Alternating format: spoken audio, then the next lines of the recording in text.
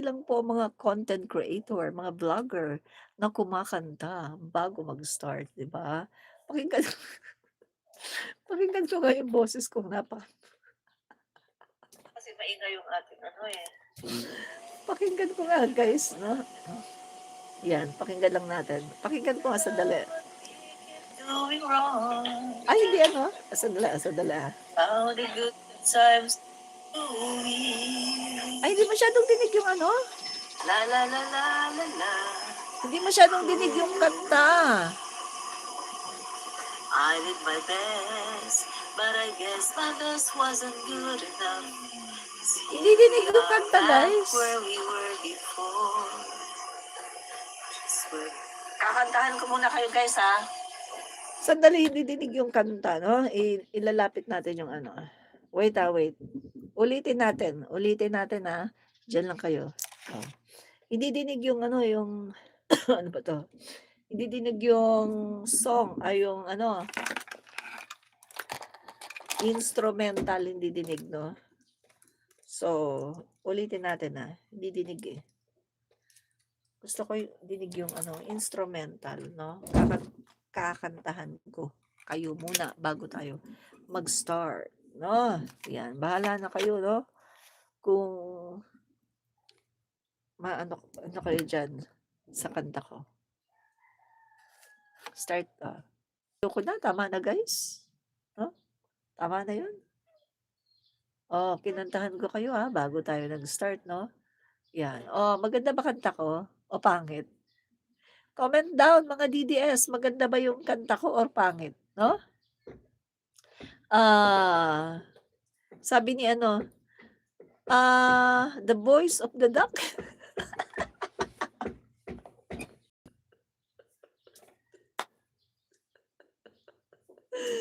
Ay naku, you made my day. Ikaw basher 'no, you made my day. Yan ang nagpapalakas sa akin, ang mga basher 'no. Nagpapa-inspire sa akin ang aking mga basher. Maraming salamat sa basher ko. Saint Benedict 3441, admin rich and everyone here. Marami pong salamat Saint Benedict na nandito po kayo, nag-drop by sa atin pong live. Maraming salamat 'no. Yan naman. So, may basher tayo, Boses ano daw tayo, boses duck, yan. Ay, at least may boses 'no, ah, at least nakakakanta ako. Eh, ikaw, troll 'no, troll ka. Admin Rich, the host is beautiful and the singing voice. Ay, maraming salamat po 'no, Saint Benedict. Marami pong salamat 'no, sa iyo pong, sinabi 'no, yan. Okey mga kababayan, sino pa po ang nandito? Yan, okey. Mamaya na ulit tayo mag-shoutout 'no. Start na po tayo 'no. Maraming po salamat sa mga nandito at, nasa 8,000 viewers na tayo 'no. Yan. Okey, so ito po mga kaibigan, alam niyo ba guys 'no, na ito pong ginagawa ng mga tao, mga DDS dito kay, sandali, sabi ni Sainthood 11, "Ponungus, busis, like a pig giving birth." Wow! Salamat naman, marami pong salamat 'no, at least may boses 'no. Saint Benedict, Lorna Rafael, shout out daw sa'yo Lorna Rafael, sabi ni Saint Benedict 'no, marami pong salamat sa panonood. So ito na mga kaibigan 'no, start na tayo, mamaya na po ulit tayo mag-shout out 'no, don't worry magsho-shout out ulit tayo. Yan, eto nga po mga kaibigan, puro po propaganda ang ibinabato po dito kay dating Speaker Martin Romualdez. Eto po mga kaibigan, yan puro po mga paratang 'no, paratang patungkol po kay, dating Speaker Martin Romualdez. Pero malinaw lang po mga kaibigan ang, nakikita natin dito, ito po ay puro propaganda at hindi po hustisya. Ito pong mga DDS panay ang sabi, "Ay dapat ikulong na 'yan si ano Romualdez." Eh, bakit si Romualdez hindi pa nakukulong? Eh, hello, madami kayo 'di ba sabi niyo, mag-file kayo ng kaso. Maglabas kayo ng ebidensya. Bakit sa sobrang dami ng ibinabato ninyo laban kay dating Speaker Martin Romualdez ay wala naman kayong maipakita kahit isang solid evidence? Aber, Aber nga, aber nga, o sige nga, oh, magpaliwanag kayo, magpaliwanag kayo sa barangay o sa korte o sa pulis. Oh, presinto, magpaliwanag. Hmm. Bakit hindi niyo maipaliwanag ito, ha? Sa sobrang dami ng ibinabato ninyo laban kay dating Speaker Martin Romualdez, ni isa, ni isang solid evidence wala kayong maipakita. Aber, ano nangyari sa inyo? Ano ang nangyari sa inyo sa sinasabi niyo na mastermind si dating Speaker Martin Romualdez? Aber, hmm, okey ito ha, ito pa. Ito mga kaibigan, kapag may reklamo dapat may kaso, kapag may kaso dapat may ebidensya. At ano pa sabi dito, dapat may basihan, may matibay na ebidensya. Pero dito kay dating Speaker Martin Romualdez, malinaw na wala. Oh, ang sabi ni Sainthood 11, "Where is your Martin? I'm hiding Mali Maleta. Where is Orly Gutesa? Wow. Where is your Martin?" Sabi niya, I'm hiding, maleta, maleta." Ano? Ah, anong hiding? Alam mo ba alam mo ba si dating Speaker Martin Romualdez, every time na may nagpapatawag sa kanya tungkol sa investigasyon, pumupunta, humaharap. Dating speaker 'yan, ang laki ng ano niya, ng katungkulan. Pero si Sara Duterte, nagtatago. Umiiwas, ayaw humarap kasi hindi niya kayang ipagtanggol ang sarili niya dahil bukod sa siya'y boba at tanga, siya ay may kasalanan, guilty. Alam niya na guilty siya kaya wala siyang ihaharap. Wala siyang mukhang ihaharap kasi alam ni Sarah na siya'y guilty. Gets, 'no? So ito ito mga kaibigan, dito sa kaso 'no, sa case ni dating Speaker Martin Romualdez 'no, guys, ito, may ulat pero wala pang formal na kaso. May ingay pero walang probable cause.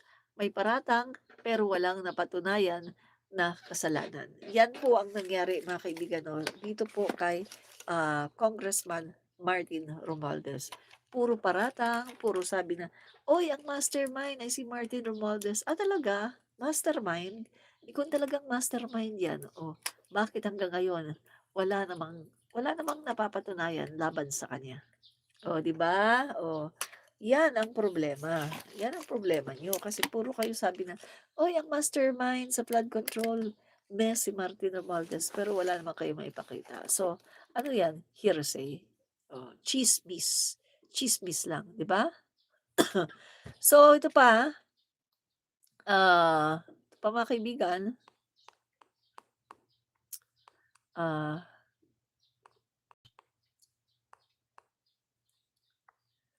saan na? Kaya guys 'no, eto, pumapasok na tanong dito, kung meron talagang basihan itong, mga binibintang kay dating Speaker Martin Romualdez, ilang buwan na 'yan? Ilang buwan na po nilang pinagbibintangan ang dating speaker. Ilang buwan na po nila sinasabi na si dating Speaker Martin Romualdez ay, may kinalaman. Ilang buwan na. Pero guys, meron bang nangyari? Meron ba silang maibigay man lang na ebidensya? O 'di ba wala? Oh. So meaning to say mga kaibigan, puro lang hearsay. Itong kampo ng mga DDS ay puro lang hearsay, pero wala namang ibinibigay na ebidensya, 'di ba? So ito, facts lang tayo dito, hindi feelings, 'no? Yung unang-unang dapat linawin natin, yung lumabas na ulat pa lamang 'no, na paghahanda ng reklamo ay wala pang naisasampang kaso sa Office of the Ombudsman at wala pang finding ng probable cause. Tandaan niyo 'yan, wala pang desisyon, wala pang hatol. Gets, 'no? So, sa madaling salita mga kaibigan, eto ay nasa antas pa lamang ng discussion at proseso, hindi ng adjudication, 'di ba? So, meaning to say mga kaibigan, etong mga DDS, Itong mga nagbibintang kay dating Speaker Martin Romualdez, nandiyan sina Kiko Barsaga, nandiyan yung sina, Toby Tiangco 'no, nandiyan yung, pati nga si Karen Davila 'no, na ano din, medyo nagbibintang din 'no. So, itong mga DDS na 'to mga kaibigan ay nakikita natin na wala naman silang maibigay na matibay na ebidensya. Paulit-ulit tayo guys 'no, sinasabi natin sa ating mga vlogs na kung meron kayong ebidensya, ilatag niyo. Madali lang 'yan, eh. May paratang kayo, sinasabi niyo mastermind si Martin Romualdez. So, madali lang 'yan. Hanap kayo ebidensya, siguro naman may ebidensya kayo. Si Sara Duterte madalas sabihin si Martin Romualdez daw mastermind, si Martin Romualdez daw tumatanggap ng mali-maleta. Palagay ko si Sara Duterte maraming ebidensya. Iharap niyang ebidensya para kasuhan si Martin Romualdez. Bakit wala? Kasi hearsay. Ang mga sinasabi ng mga DDS na 'to ay puro hearsay, puro kasinungalingan. Yan, diyan tayo ngayon nagkakatalo. Kasi dito sa impeachment ni Sara Duterte, hindi hearsay, maraming mga ebidensya, maraming mga dokumento at merong sworn affidavit. Samantalang dito kay Martin Romualdez, walang sworn affidavit na totoo, walang witness na totoo, puro peke. Walang mga dokumento, walang money trail, walang bank accounts, walang nakitaan na siya ay nandoon, nasa krimen, or walang nakitaan ng kanyang footprints man lang o ng kanyang fingerprints, as in wala. Kaya ang sabi ng ICI, no no findings of guilt, no adverse findings. Oh. So yun ang sinasabi ng ICI, 'di ba? Obvious na wala siyang kasalanan, si Martin Romualdez.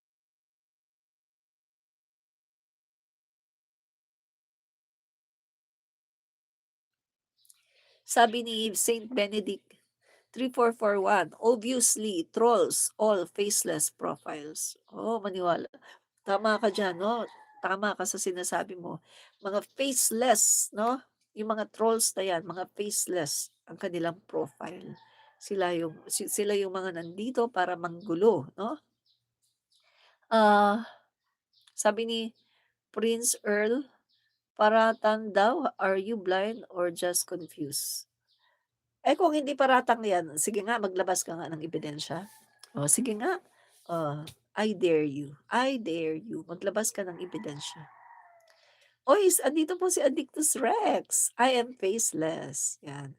Pero ikaw naman kasi Addictus Rex, talagang ikaw ay tao ka talaga 'no, kilala ka, ikaw ay, moderator ni Yusek Claire Castro. "Uy, Addictus Rex, baka naman puwede mo akong ano bang tawag dun, baka naman puwede mo akong i-set ng appointment kay Yusek Claire Castro.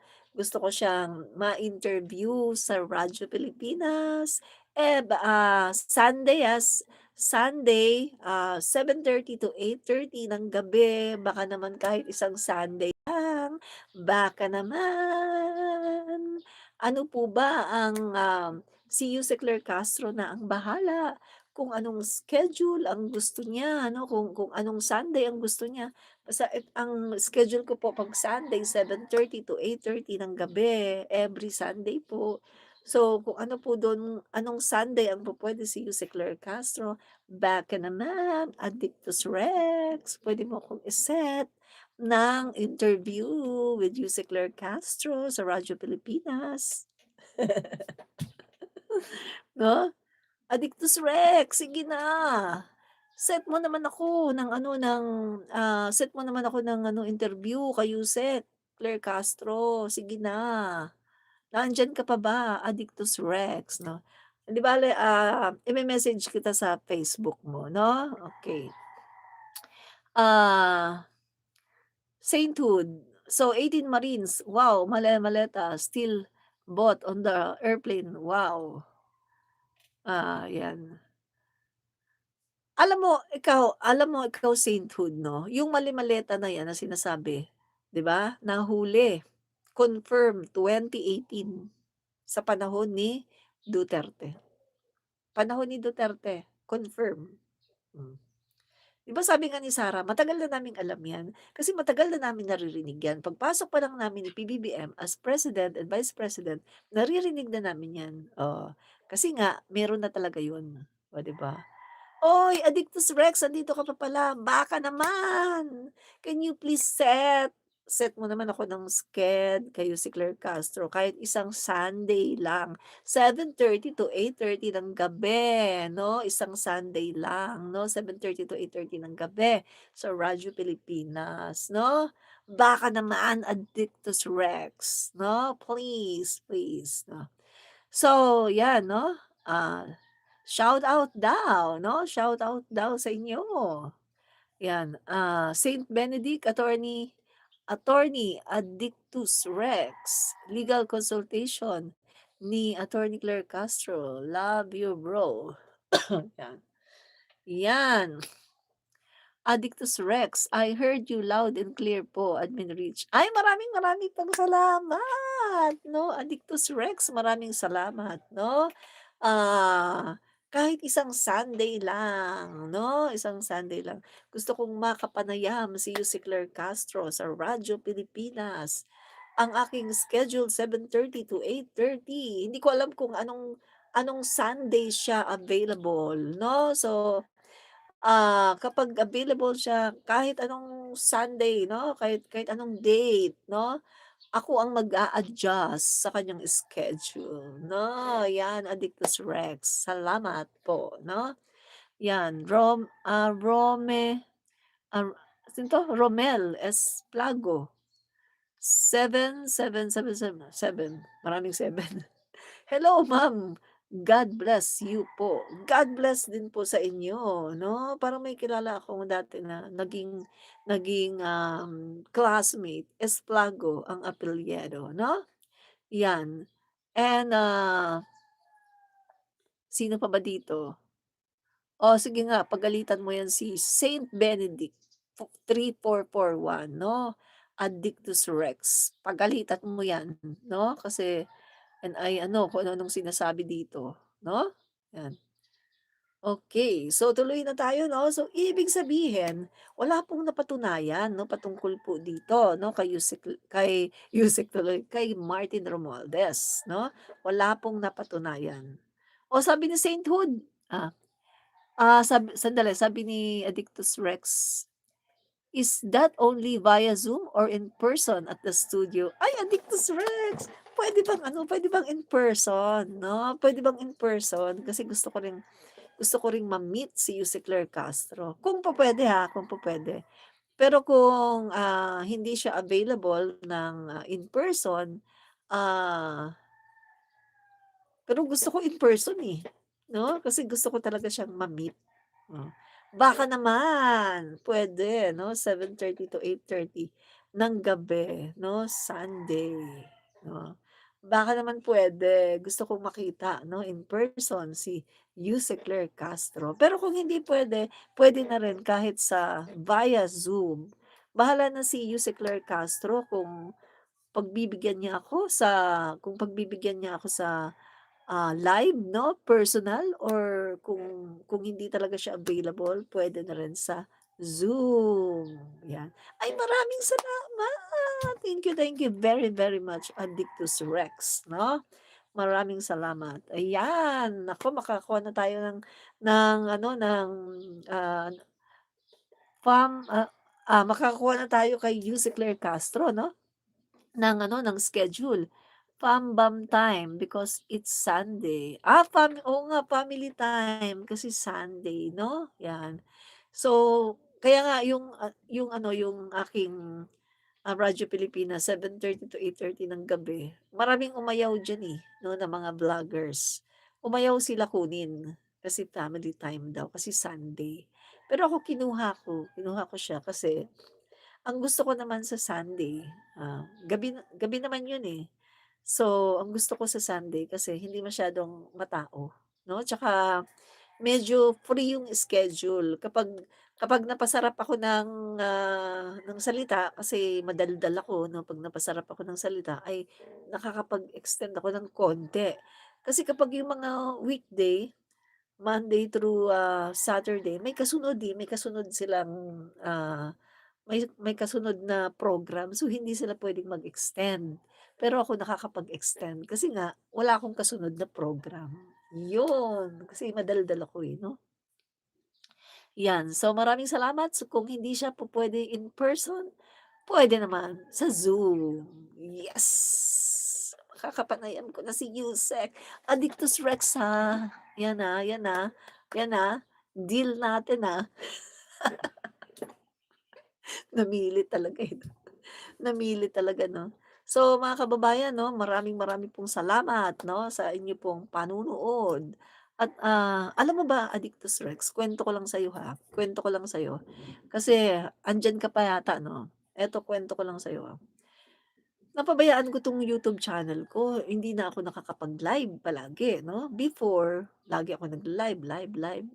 Ang taas ng aking viewers. Oh, kita mo ngayon, 31 minutes na, 20 lang ang nanonood sa akin. So, na-realize ko gano'n pala 'yun, gano'n pala 'yun. Kapag pinabayaan mo yung YouTube mo, kapag hindi ka na nagla-live, oh, sandali, nawawala ang viewers. Gano'n pala 'yun. Tama ka, YouTube is jealous. Masyado silang seloso. Parang karelasyon kapag pinabayaan mo, iiwanan ka rin, 'no? Oh, napabayaan ko siya, hindi ako nagla-live, hindi ko naasikaso. Oh, 'yan, ngayon nagla-live ako, 17 ang viewers ko. Before, kapag ganitong 32 minutes, naku, umaabot na nga sa 1,000 plus na mga viewers. Pero ngayon, 18 ang nanonood sa akin. Hmm, gano'n si YouTube 'no, kaya na-realize ko, ay siguro ano, everyday na siguro ako magla-live. Pero umiiral pa rin minsan sa sobrang kabisihan o tinatamad na, hindi na ako makapag-live. Minsan naman gusto kong mag-live, aantok-antok na ako, ay tutulog na nga lang ako, sobrang dami ng ginagawa, 'no, 'yan. So tama ka diyan 'no. Alam mo, bilib na bilib ako kay Yuse Claire Castro. Alam mo kung bakit? Kasi, Addictus Rex, biruin mo, nagtatrabaho siya 'di ba, ah, sa press officer sa Malacanang. Minsan uuwi siya gabi na, 'di ba, kasi may mga meeting, et cetera. Pagkatapos pagdating, nagla-live pa, 'di ba? Inaabot pa nga siya ng mga 11. Oh, sabi ko, "Paano kaya 'to?" Napakadami namang energy ni Yuse Claire Castro. 'Di ba? Ang lakas ng energy, napakarami. Sabi ko, bilib na bilib ako dito 'no, talagang ang sipag-sipag niya 'no, sipag-sipag niya talagang mag-live at saka full of energy. Kasi yung ganyan na maghapon nagtrabaho ka, pagkatapos pag-uwi mo sa bahay parang gusto mo tulog. Pero si Yuse Claire Castro nakakapag-live pa talaga 'no? Oo, tama ka diyan. Kasi nakapanood ako, 'no, mga 12 midnight. Grabe, 'di ba? Nanonood ako. Actually palagi ako nanonood kay si Claire Castro. Pero madalas ay ano, tumatahimik lang ako, silent viewer, pero nanonood ako, 'no? He is high functioning. Oo nga, korek ka diyan, 'no, korek ka talaga diyan. Talagang ano siya, energetic, napaka-energetic. Pakitanong nga Addictus Rex 'no, pakitanong kay Yusek Claire Castro, sagutin na rin niya sa live 'no, sa live. Pakitanong, pakisabi, tanong ni Admin Rich, ano daw yung iniinom mong vitamins? Kasi bakit napaka-energetic mo 'no, Yuse Claire Castro. Bukod sa napakaganda, napakatalino, napaka-energetic mo pa, ano bang iniinom mong vitamins? Baka naman mabili ko at mainom ko rin 'no, para mahawaan ako ng pagiging energetic niya, 'di ba? Ask mo, tapos ano, tapos 'pag nag-live siya, sagutin na lang niya sa live kasi nanonood naman ako, ha? 'Yan. Salamat, 'yan, salamat. Kasi sabi ko, sana ganyan din ako ka-energetic. Minsan talagang gustong-gusto kong mag-live pero wala na, talagang bagsak na talaga 'no, bagsak na talaga ako. Hindi ko na kaya 'no, 'yan. Salamat, 'yan, 'yan. Okay, so tuloy po tayo mga kaibigan 'no. So 'yan nga guys 'no, walang napatunayan 'no, walang napatunayan na itong si Congressman Martin Romualdez ay talagang sangkot dito po sa flood control mess. Puro lang haka-haka 'no. So ito guys 'no, binibigyang diin po ng kampo ni dating Speaker Martin Romualdez yung isang, mahalagang prinsipyo. So ano ba ito guys 'no? Ito po guys, nakita po natin ang sabi po ng, Office of the Ombudsman ay, magsasampa di umano 'no ng kaso. Kung may reasonable certainty of conviction ba mga kaibigan, ibig sabihin po mga guys 'no, kung merong certainty of conviction, maaaring masampahan ng kaso si dating, Speaker Martin Romualdez. Kasi alam naman natin ngayon mga kaibigan sa ombudsman hindi na po puwede yung probable cause lang, kailangan yung certainty of conviction. Bakit naging ganito na yung pulisiya? Kasi nga marami nga nangyari in the past, probable cause lang, sinampahan ng kaso. Ang nangyari after how many years? Binasura ang kaso, acquitted kasi wala namang matibay na ebidensya. So dito po ngayon, may binago po ni Ombudsman Boying Rimulya yung, pulisiya 'no, na kailangan bago ka mag-file ng kaso dapat merong certainty of conviction. Meaning to say, kailangan ay talagang, mas malaki yung porsiyento 'no, na mako-convict 'no? Kung maaari talagang, 99% talagang mako-convict siya kapag siya ay sinampahan ng kaso. Ngayon ang problema, eto na, paano masasampahan ng kaso si dating Speaker Martin Romualdez kung wala namang makita na ebidensya? Oh, 'di ba? Walang money trail, walang bank accounts na nagsasabi na diyan, nilalagak yung pera, walang mga videos, walang mga logbooks, walang mga affidavit na mga tunay na affidavit 'no, yung hindi fake ha, at wala ding mga tao na nagwi-witness under oath na talagang tunay. May nag-witness or ligotesa, fake witness naman. Saldico, AI video naman. At yung ano, meron pa, yung dinala nila sa Senado, dalawang babae naka-mask. Oh, booking. Tapos yung isang lalaki na parang si Teletubbies, booking din, oh, 'di ba? So, paano nila kakasuhan si dating Speaker Martin Romualdez kung walang certainty of conviction? Oh, 'yan ang problema niyo mga DDS. Ngayon meron ako sa inyong suggestion. Lapit kayo kay Sarah. Lumapit kayo kay Sarah, humingi kayo ng mga ebidensya. Kasi si Sara Duterte matagal na 'yan, na nagsasabi na si Martin Romualdez daw tumatanggap daw ng mga pera, 'di ba? Tumatanggap daw 'yan ng, ng mali-maliitang pera. At matagal na si, itong si Sara Duterte na nagbibintang dito kay Martin Romualdez. So baka naman si Sara Duterte ay merong matibay na ebidensya para idiin si Martin Romualdez, 'di ba? O yun. So punta kayo kay Sara Duterte at sabihin niyo na kailangan, magbigay siya ng ebidensya, baka siya ang makakapagpakulong kay Martin Romualdez, 'di ba? So, mga kaibigan, tandaan niyo, isa-isahin natin kailangan may matibay na ebidensya. Kailangan klarong chain of accountability. Kailangan may malakas na possibility ng conviction sa korte. Kung wala niyan guys 'no, ay walang kaso. Oh, kasi 'yan na po ang patakaran ngayon. Hindi puwedeng magkaso na basta-basta lang. Kailangan merong certainty of conviction. Gets? Yan. So eto mga kaibigan 'no, yung sa flood control allegations, marami silang mga sinasabi 'no, balikan po natin, marami silang sinasabi. Pero, guys nakikita niyo isa sa pinakamabigat na paratang nila tungkol nga sa mga flood control projects na ngayon mga kaibigan hanggang ngayon ay Katulad ng sinabi ko kanina, wala pa ring dokumento na nag-uugnay na si Martin Romualdez ay merong involvement sa ghost flood control projects. So katulad ng sinabi ko kanina, kung walang dokumento, walang direktang nag-uugnay kay Romualdez sa ghost flood control projects, walang ebidensya, 'di ba? At isa pa ha, dagdag pa natin. Kinumpirma rin ni Pangulong Bongbong Marcos Jr. noon na si Romualdez ay hindi kabilang sa anumang listahan ng mga taong may direktang kinalaman sa flood control anomalies. O, di ba?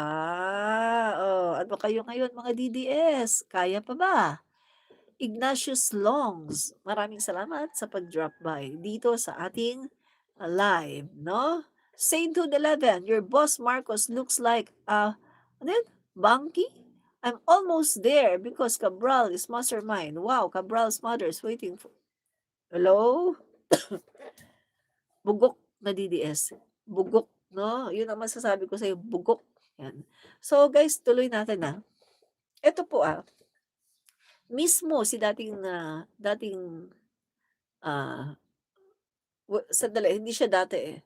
Mismong si Senator Panfilo Lacson ang nagsabi 'no, na kilala sa pagiging mahigpit 'no, na laban sa, pork barrel ang, nakumpirma noong January na walang nakitang ebidensya na nag-uugnay dito kay dating Speaker Martin Romualdez. Alam naman natin guys 'no, si Senator Panfilo Lacson ay galit na galit sa mga pork barrel. Galit na galit 'yan 'no, kasi sa panahon dati 'no, panahon ni na Pinoy 'no, may issue ng mga pork barrel 'di ba? Galit na galit 'yan si Senator, Panfilo Lacson patungkol sa mga pork barrel. Hindi po siya tumatanggap ng mga ganyan, mga PDAP scam 'no. So, wala po siyang mga ganyan guys, kasi ayaw po niya ng ganyan kasi mga korapsyon 'no. So, kitang-kita natin ngayon na yung senador na galit sa korapsyon 'no, na napakatagal na po na naging hepe 'no ng kapulisan, investigador pa sa ISAP 'no, investigador at senador at talaga namang nakita natin na maganda po ang kanyang, record mga kaibigan. Siya ang nagsabi guys 'no, na walang ebidensya. Walang makitang ebidensya na nag-uugnay kay dating Speaker Martin Romualdez para ituro na, kasangkot sa maanumalyang flood control anomalies or flood control, mess. So, wala po. Mismo si Panfilo Lacson ang nagsabi na isang isang, bihasa ano, sa pag-iimbestiga patungkol sa mga korapsyon. Oo, 'di ba? So, ano masasabi niyo diyan, mga DDS 'no? Ito yung paratang na 'to 'no, sa kay dating Speaker Martin Romualdez, walang ebidensya at ito ay kitang-kita na propaganda lamang 'no. So, mahalagang, maintindihan po ng taong bayan 'no, na ang ICI po mismo ang nagsabi na wala po silang nahanap na sapat na basihan para sabihin na si dating Speaker Martin Romualdez ay guilty. At yung referral po sa ombudsman ay procedural lamang at hindi po ito indication ng guilt. Kaya po nire-refer 'no, itong si dating Speaker Martin Romualdez nire-refer po sa ombudsman na for further investigation. Kasi wala nga pong nakita na guilt dito kay dating speaker kaya nire-refer 'no ng ICI sa ombudsman na, imbestigahan niyo pa. Baka may makita pa kayo, baka meron kayong, along the way meron kayong madiskubre. Kasi walang nakita ang ICI, yun po yun. For further investigation, hindi po ibig sabihin na, "Ay, imbestigahan 'to kasi maraming anomalya." Hindi gano'n. Ang pag-iimbestiga ang referral ng ICI ay investigation, ay for further investigation only dahil wala ngang nakitang guilt kay dating Speaker Martin Romualdez. Gets niyo mga DDS? So ito tingnan natin, ito yung mga facts. Si dating Speaker Martin Romualdez Hindi siya kasama 'no, hindi siya kasama sa BICAM. Wala yung pangalan niya dun. Sinong nandun? Si Saldico, si Chis Escudero.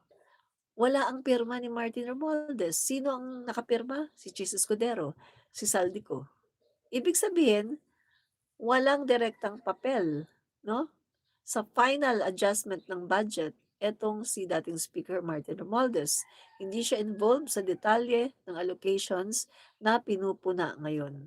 Kaya yung, direktang kaugnayan 'no, sinasabing nga siya ay mastermind, eto ay napaka-imposible 'no, walang factual foundation 'no. So, guys, kitang-kita natin 'no, si dating Speaker Martin Romualdez nung siya ay pinatawag sa ICI, sa halip na umiwas, ang ginawa po niya ay ipinahayag ng kanyang kampo yung kahandaan na makipagtulungan sa ombudsman.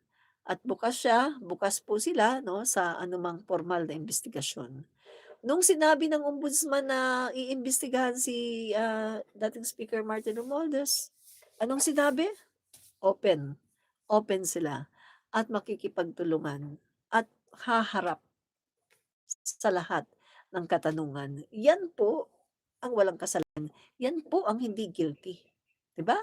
Samantalang itong si Sara Duterte, aba, oh, tago, tago, tago hanggang puwedeng magtago, hanggang puwedeng umiwas, iiwas ng iiwas, 'di ba?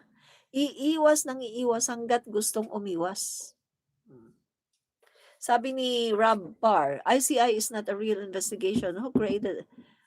Alam mo ang ICI, composed siya ng mga Supreme Court Associate Judges 'no.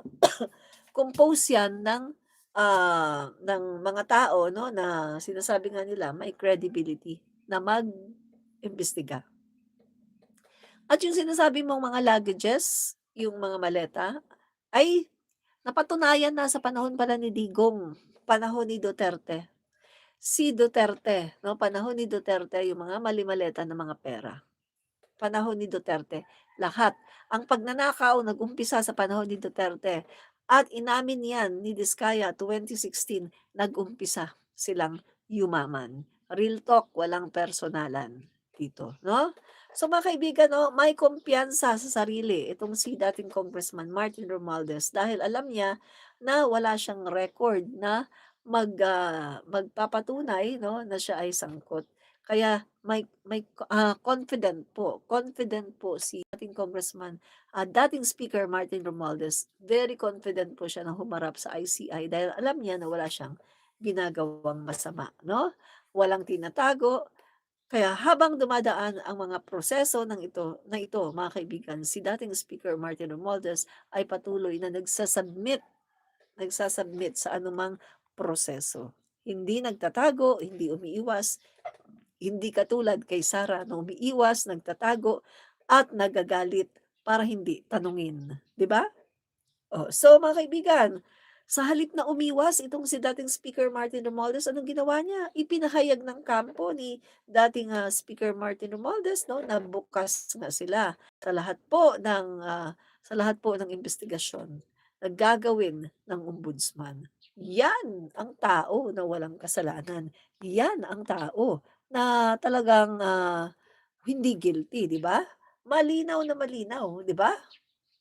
So, ang mga ulat na walang kasamang kaso ay nagiging instrumento ng political narrative.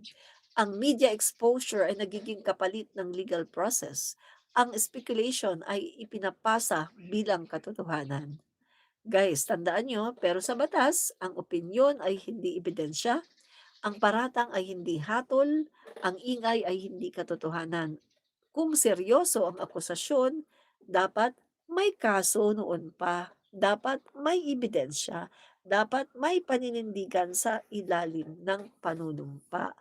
Kung wala nito, nananatili itong political noise, 'no? So kung pagsasama-samahin natin lahat, walang formal na kaso na naisampa laban kay Martin Romualdez, walang finding of guilt mula sa ICI, walang probable cause na nailatag, walang direktang ebidensya sa flood control allegations at hindi kasama si Martin Romualdez sa BICAM. Kinumpirma ng Pangulo na wala sa listahan si Romualdez sa mga anomalya, ang referral ay procedural, hindi hatol. Ito ang malinaw na nagpapakita ng isang bagay. Walang legal na basihan sa mga paratang kay Martin Romualdez. So guys, no? As in, wala, wala, wala, wala. Kaya mga DDS, kaya pa ba? Kaya pa ba mga DDS? Oh, kaya pa ba mga DDS or hindi na?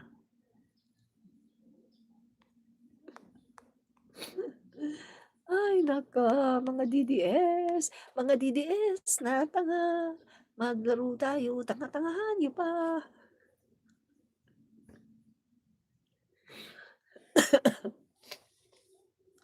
Ito, kita mo, si Mary Grace Piatos hanggang ngayon hindi kilala, 'di ba? Sino si Mary Grace Piatos? Ang sabi 'di ba ni Sarah, diyan masasagot lahat kung sino si Mary Grace Piatos, diyan masasagot sa impeachment. Tapos ngayon ayaw sagutin. Oo, 'di ba? 100% may kasalanan, 100% guilty si Sara Duterte. Si Sara ay isang magnanakaw sa kaban ng bayan, magnanakaw sa kaban ng bayan, 'di ba? Oh, yung controversial na Mary Grace Piatos, sabi niya ano daw, sasagutin daw sa impeachment pero ngayon, umiiwas, 'di ba? So ito, in a subpoena and testificandum, in a subpoena ad testificandum et duces tecum. Naku, Latin word, no? The panel is directed State Auditor, Attorney Gloria A. Camora of COAS Intelligence and Confidential Funds Audit Office through Cordoba to appear on April 14. Naku, malapit na. Patay si Sarah. Lagot si Sarah, malapit na. April 14, hearing and submit original documents covering the use and liquidation of confidential funds. You are hereby directed to appear before the Committee on Justice on April 14, 2026. Patay na si Sarah. Alas 10 po ng umaga at the second floor of the People's Center House of Representatives, and to submit the following documents at least 5 working days prior to the said hearing. The order read. Naku, patay na si Sarah nito. Natitiyak ko mga kaibigan. Naku, magkukumahog ito. Namimilipit na ito mga kaibigan sa takot. Grabe. Siguro yung puwet nito hindi na maintindihan saan siya pupunta. Magtatago ba o ano bang gagawin niya mga kaibigan? Grabe, patay na si Sarah niyan. Grabe guys, no? So the subpoena issued in connection with the verified impeachment complaints against Sara Duterte compels the submission of extensive original records from both the Office of the Vice President, OVP, and the Department of Education covering the confidential funds transactions from 2022 to 2023. Lagot. Patay. Lagot na. Yan. So guys, no? Sara, guilty na, oh. Matagal na po. Matagal na siyang guilty. Kasi, the fact na ayaw mong humarap, the fact na ayaw mong sumagot, ibig sabihin, may tinatago ka kasi guilty ka, magnanakaw ka, alam mo nagnakaw ka sa kaban ng bayan, kaya takot ka. O, 'di ba sinasabi nga ng mga Duterte noon, ng mga DDS, "Oh, bakit kayo takot sa war on drugs? Kasi adik kayo, adik." O ngayon sasabihin namin sa inyo, "Oh, Sarah, bakit takot ka humarap? Kasi magnanakaw ka, magnanakaw, magnanakaw." O, 'di ba? O, ito pa, yung mga lawmakers, mga kaibigan, seeking all the submission of the OBP to COA in relation to the liquidation of confidential funds across multiple quarters, including checks, disbursement, vouchers, liquidation reports, certifications, and accomplishment reports, as well as proof of submission to Malacanang, the Senate, and the House. Among the documents cited were check and voucher transactions dated from December 2022 to July 2023, liquidation reports, and sworn certifications by accountable officers. No, so the committee also required records that could shed light on the integrity of the disbursement, including Documentary evidence of payments here in after, yan. Debts bearing specific payee names. Oh, ito. This include debts with payee name Milky Sikuya. La, Kokoy Villamin, naku! Sino pa? Mary Grace Piatos, Irene Tan, 'no? So, mga kaibigan, isusubpina po, 'no, mga kaibigan, 'no? So, itong subpoena further cover documents where the names of the payee are either unreadable, have incomplete names, are unsigned, have no names at all, or are undated, as well as those showing the physical impossibility of actual disbursement. Kasi guys, no, nakita, no? Biruin mo itong si La Chica. Grabe naman, ano yan, Darna, Superman. Biruin mo nag-disburse, halimbawa nag-disburse sa Cebu. Pagkatapos biglang nakapag-disburse sa Leyte, biglang nakapag-disburse sa Davao, biglang napunta ang disbursement sa Pampanga, biglang nandun sa oh, kita 'di ba? In one day nakapag-disburse sa mga iba-ibang mga tao na nasa iba-ibang lugar. Is that possible? Posible ba 'yun? Pagkatapos ang idi-disburse mo na pera hindi hindi libo-libo, hindi yung 1,000, 6,000, 10,000 kundi milyon? Is it possible? Eh, hindi ka makakapag-disburse ng pera na milyones, 'no? In one day, napunta ka sa Luzon, napunta ka sa Visayas, sa Mindanao. Ano kasi Darna, lilipad ka? Ano kasi Superman, lilipad ka lang, "Oh, mag-disburse ako dito." O 'pag naibigay mo, "O punta naman ako dun sa ano, sa isang lugar. O punta naman ako banda Luzon. O punta naman ako sa ano, sa Manila." Oh, nakita po 'yan guys. Along the investigation nakita po 'yan. Isa po 'yan sa mga kini-question ngayon na how come na ang isang disbursing, officer o isang tao na inutusan ni Sara Duterte na mag-disburse ng pera, how come na na-disburse niya ito in just one day, na ang lalayo po ng mga tao, ang lalayo po. Meron sa Luzon, meron sa Visayas, meron sa Mindanao. O kung ikaw ay DDS, mag-isip ka ng tama, pero hindi tama ang isipin mo, kundi katangahan at kabobohan. Sasabihin mo lang na, "Ay hayaan ko na 'yan, kahit nagsinungaling si Sarah basta ano ipagtatanggol ko siya." Kasi tanga ka at bobo ka. Oh, mas okey sa'yo na kampihan si Sarah kahit alam mo na may ginagawang mali at kahit alam mo napaka-imposible na mag-disburse ng pera sa buong Pilipinas in just one day only. Tanga ka kasi, bobo ka kasi. Kaya kumakampi ka kay Sarah kahit alam mo na mali at alam mo na imposible, na makapag-disburse ng pera in just one day only, na nasa iba-ibang mga lugar sa buong Pilipinas yung kanyang pagbibigyan ng pera. O 'di ba? Hmm, mga DDS tanga lang talaga kayo, tanga talaga kayo, 'di ba? Hmm, tanga kayo, eh. Oh, stupid, you're stupid. Hmm, 'di ba? Hmm. Ano sinasabi mo, dilima, maniac? Kung pagiging maniac lang o yung digong mo ang maniac, sino bang umamin na minger ng katulong? Si digong mo. Sino bang nangahalik sa mga babae on cam? Oh, oh 'di ba si digong mo? Sino bang nagsabi na dapat daw bago ni-rape yung Australia nauna muna siya na mayor? Sino ba ang, madalas na nagjo-joke about rape? Oh, sino ba ang nanghihipo ng buday? Oh, 'di ba? Yung inyong ano, yung inyong, ah, tatay na karton. Nakita mo yung viral video? Kumakain siya, birthday niya yun, tapos may magbibigay ng cake. Aba ang ginawa, hinipuan ng buday yung babae. Yung babae napaano, napabalikwas na gano'n kasi hinihipo yung buday. Hmm, manyak. Ang tatay niyong karton, manyak. Hmm, 'wag mong ipahid kay Dilima. Hmm. Ginagawa nila ng sinasabi nila, "Oh, si Dilima hello? Si De Lima, isa lang yung partner niya. Wala siyang asawa nun 'no, isa lang yung partner niya. Nagkataon nga lang na may asawa, 'di ba?